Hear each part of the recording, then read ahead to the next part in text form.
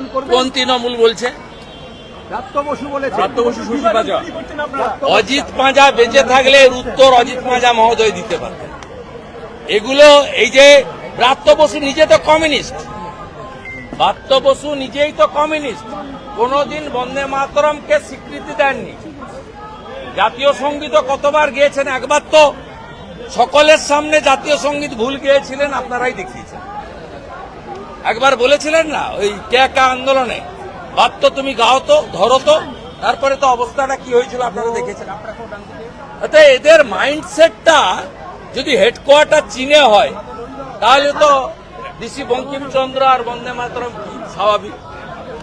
অতএব জিআই আর নিজের নাম পরিবর্তন করে ব্রাত্যর জায়গায় ভৃত্য বোস হয়ে গেছেন, তার সম্পর্কে কথা খরচ না করাই ভালো।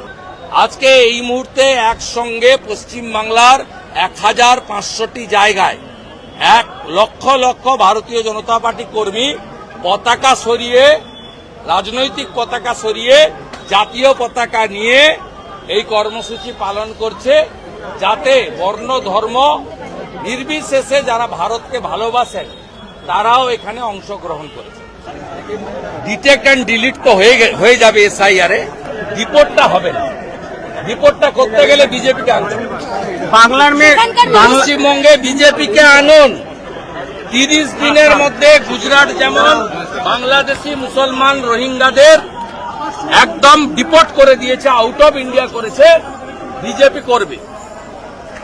অমিত শাহজি পাটনায় 3টে কথা বলেছিলেন, ডিটেক্ট, ডিলিট অ্যান্ড ডিপোর্ট। দুটো কাজ হয়ে যাচ্ছে, ডিটেক্ট, ডিলিট, একটা বাকি থাকছে।